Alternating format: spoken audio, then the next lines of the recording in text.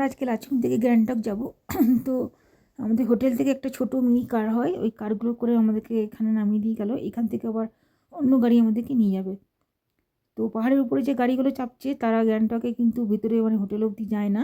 ওরা ওদের নিজস্ব একটা স্ট্যান্ড আছে যেখানে ওরা দাঁড়িয়ে থাকে। তো তোমাদেরকে হোটেল থেকে অন্য ছোটো গাড়ি পিক করবে, পিক করে এইখানে এনে দাঁড় করাবে।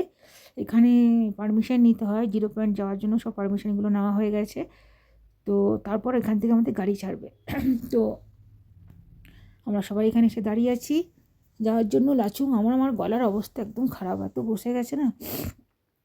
জায়গাটা এত সুন্দর, গ্যাংটকে এত ঠান্ডা, তো লাচুংয়ে কত ঠান্ডা হবে বুঝতে পারছি না। আর এই যে সঞ্জীব আর ওই ফ্যামিলিটা আমাদের সাথে পরিচয় বলতে আমাদের সাথে মালদাতে পরিচয় হয়েছে। তো ওই আমরা দুটো ফ্যামিলি মিলে যাচ্ছি। এই যে আমাদের গাড়ি বুলেরো, এটা দিয়েছে। পাহাড়ে বেশিরভাগ এইসব গাড়ি চলে, বুলেরো, স্করপিও, এইসব গাড়ি বেশি চলে দেখছি। স্ট্যান্ডে যত গাড়ি আছে সব কিন্তু এই টাইপেরই গাড়ি। আর আমি তো এক ভমিটিং করি, তার সাথে এও করে। তো ও আমাকে বলছে যে আমিও করি, তো দুজন দুদিকে জানলা নেব। আর প্রায় এখান থেকে গ্যাংটক থেকে উঠতে উঠতে এই 8-9 ঘন্টা রাস্তা লাচুং। শুনতে বলছে তো 6টা-7টা বাজবে, বাট আমার মনে হয় 8টা-9টা বেজে যাবে। তো যত তাড়াতাড়ি পৌঁছাতে পারবে তত ভালো, কারণ পাহাড়ের তো কোনো, তোমরা জানো সবাই, পাহাড়ে কোনো লাইট হয় না, ওই গাড়ির লাইটেই যা লাইট। তো আমাদের গাড়ি কিন্তু শুরু হয়ে গেছে। এই যে সাইডের দৃশ্যটা দেখো, জাস্ট অসম।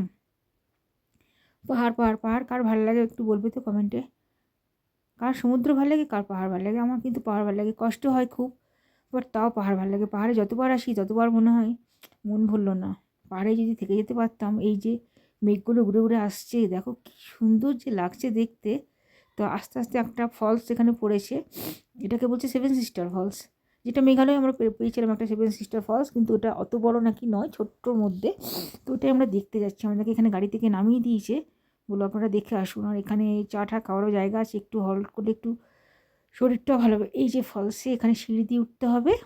আর এই যে ফলসটা, এই যে এটা নাকি মানে সে বর্ষাকালে বীভৎস রূপ ধারণ করে।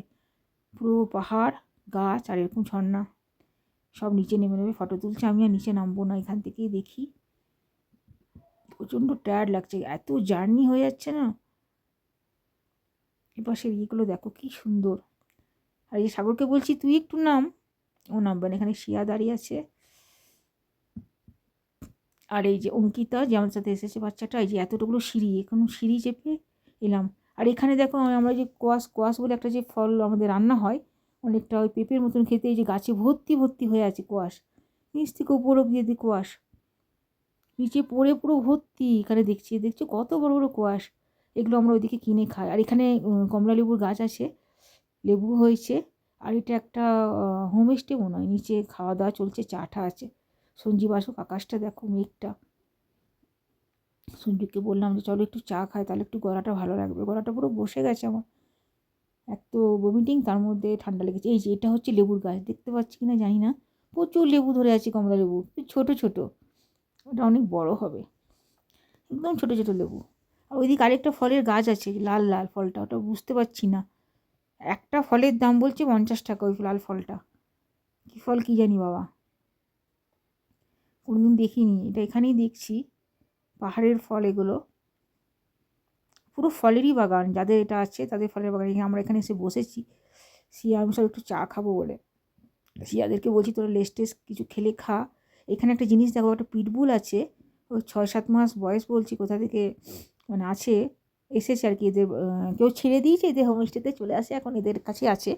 তো এরা এটা বিক্রি করবে, দাম বলছে 40,000। এইটা না, দাঁড়াও, কালো রঙের, এত সুন্দর দেখতে না পিটবুলটা। আর এই কুকুরটার মুখগুলো দেখো, এগুলো আমরা ওখানে কিনি আমাদের ওয়েস্ট বেঙ্গলে, বাট এখানে দেখো, এখানে রাস্তাতেই ঘুরে বেড়াচ্ছি, কি দারুণ দারুণ দেখতে। কুকুরগুলোকে দেখলেই তো মন ভরে যাচ্ছে। ওই যে পিটবুলটা ওখানে আছে, কালোটা, এই পাশে আসছে, দাঁড়াও দেখে, এই দেখো চেহারা দেখেছো, এটা বয়স নাকি 6-7 মাস। প্রত্যেকটা গাড়ির সাথে সাথে নাকি ও দৌড়ায়। পিটবুল তো এমনিতেই জানো সব থেকে মানে কুকুর। সাগর তো মাঝখানে খুব জিদ করেছিল পিটবুল কিনবো, কিন্তু এই লাইসেন্স বার করা ঝামেলাতে আমরা নিলাম না। আর এখানে সবাই এরকম ড্রেস পরে পরে থাকে। তো চলো, আমাদের গাড়ি আবার ছেড়ে দিয়েছে। পৌঁছাতে পৌঁছাতে রাত। তো যেতে যেতে আরও 2-3টে স্পট পড়বে বলছে, তো ওইগুলো একটু কভার করব। কি সুন্দর লাগছে না, মেঘটা যখন একবার করে পাহাড়ে ঢেকে যাচ্ছে কিছুই দেখা যাচ্ছে না, আবার একবার করে আসছে, কেউ মনে হচ্ছে যে ধোঁয়ার মতন ছেড়ে দিয়েছে। চলো তাহলে আজকে এখানেই রাখি, দেখা হচ্ছে নেক্সট ভিডিওতে।